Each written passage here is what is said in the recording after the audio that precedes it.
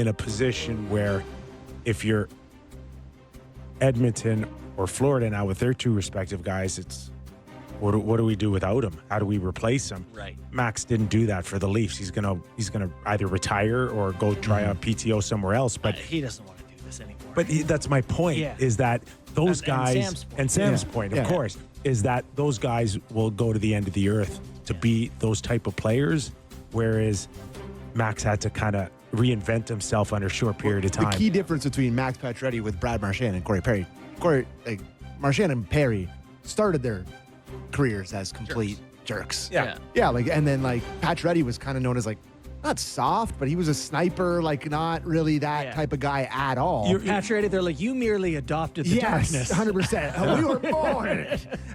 Anyways, game time? Game time. All right, it's game time presented by Bet365. Visit the app for latest odds and find out why it's ever ordinary at Bet365. Must be 19 plus, Ontario only. Please play responsibly. Somebody at softball the other night asked me if I do any gambling stuff on our show, and I'm like, yeah, I do a segment every day. He's like, what's the read? He's like, what do you have to say? And then I had to do it off by heart, and now I can do it off by heart. Oh, you nailed it. Yeah. So, because the guy told me and I went back into my memory, and I remembered it now. So there you go. It's only been game time. It's only been 3 years. 3.5. 3.5 years. It's only been 3.5 years. So, anyways, the Eastern Conference Final gets back underway tonight, and the Florida Panthers and Carolina Hurricanes pretty even. Surprisingly, the Carolina Hurricanes are minus 105. Tampa. The Florida Panthers are minus 115. So pretty close both ways there. Any lean on tonight? Feeling that it ends tonight, or I feel like it all went right for Carolina last game. Yeah. Doesn't it feel like it has to go perfect for them to win? Yeah, I would think that it probably ends tonight.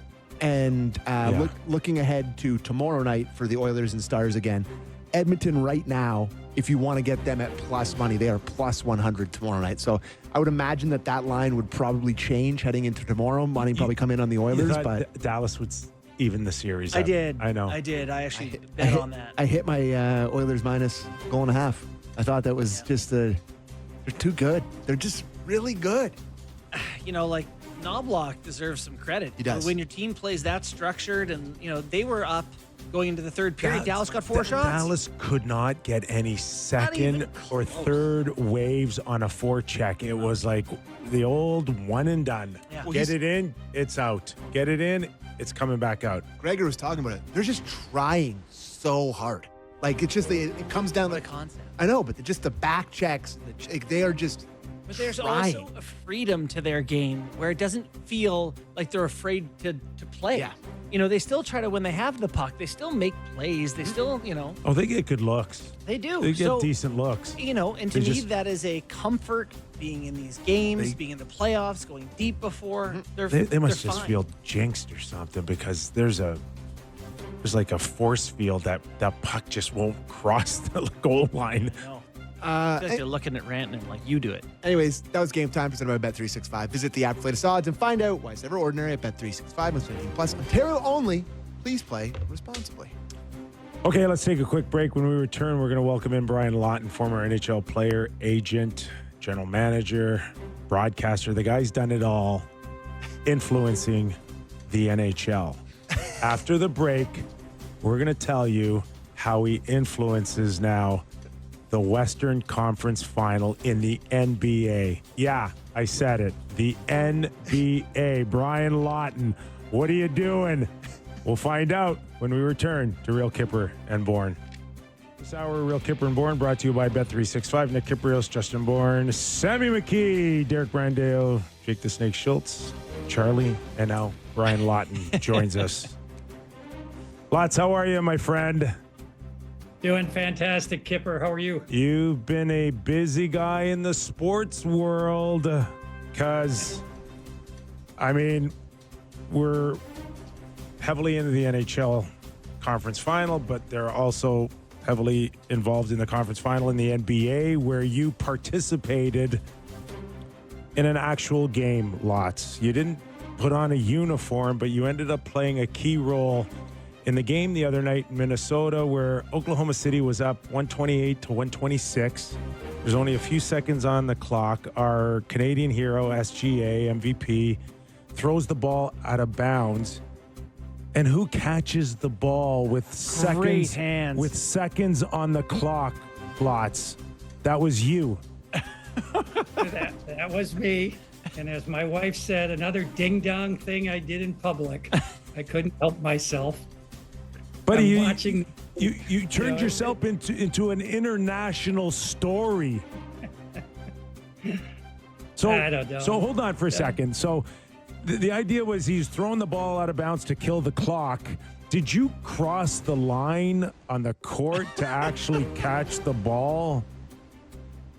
You know what? The whole thing was. Answer the question. No, I absolutely did not. The whole thing was in slow motion. It was so bizarre. It was an incredible basketball game. I have to say that first. OKC was amazing.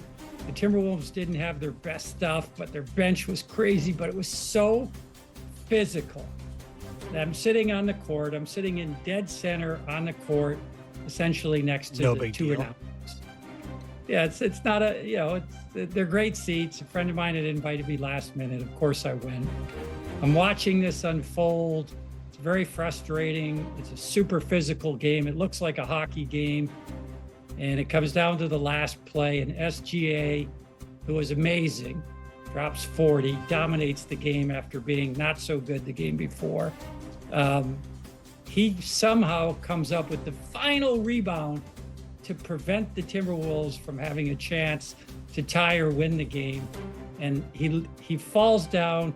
He heaves the ball as far as he can while he's laying down. And as soon as he threw it, it was coming right at me. I was just like, oh my gosh.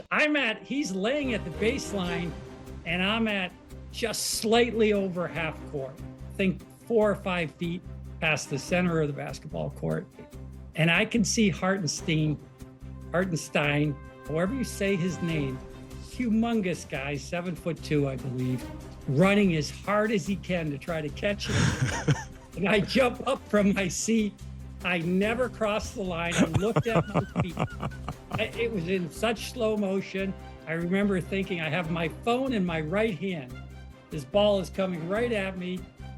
What should I do? So, of course, I do the stupidest thing I can. I start to move closer to it because I want to touch the ball so the game doesn't end.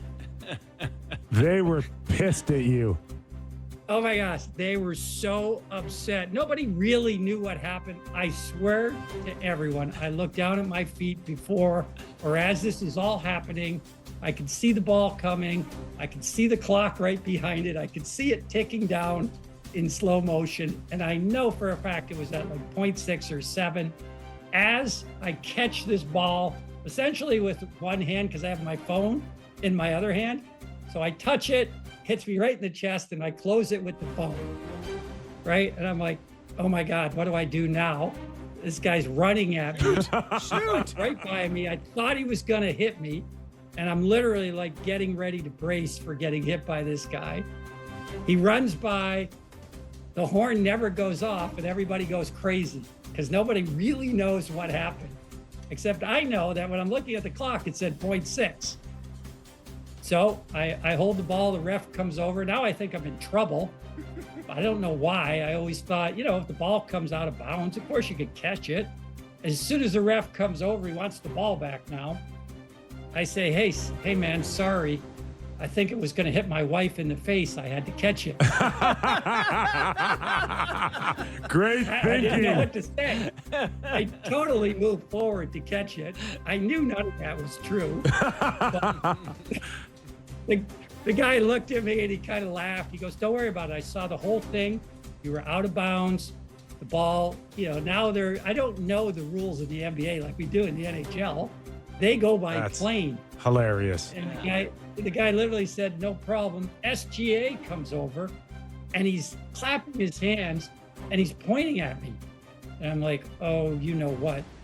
Like, what's this guy coming over here to berate me or what? And I can hear the ref. They're only like 6 or 8 feet away from me. They're arguing. He touched the ball. He can't do that, But they were making it sound like I ran on the court. I did not run on the court. All right. Well, they'll forgive you. They'll forgive you. Well, anyhow, the punchline was SGA is like kind of chirping me. And then he listened to the ref. And then he looks at me and he starts pointing at his Yeah, head. we saw that. And I can hear him yelling, "Smart play," like right there. He's looking at me and he's yelling, smart play. And I was like, oh, I try, man, for the home team. And that was all I said. That was the whole thing. Hey, And it would have been so epic if the Timberwolves could Just have come back. right out of curiosity, I think you got invited. You mentioned you got invited, but like if you Yes. didn't, how much is a playoff ticket on the floor in the NBA?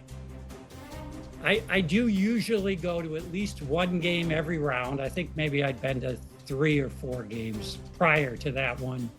I always sit on the floor. I generally sit right next to the Timberwolves bench because I have a friend that owns 4 tickets there, and him and I are buddies, and we go to the game, and I buy the tickets. And they have progressively moved to a very, very expensive amount. So much that this round I went to the game before that and paid for it. My buddies said, I'll just make up numbers. But he said, oh, it's like $4,500. And I was like, oh, I'll do that. Sure, I'll go for $4,500. We go to the game, and I always tease him every time I go, hey, man, do you mind if I resell these and don't actually go before we go in?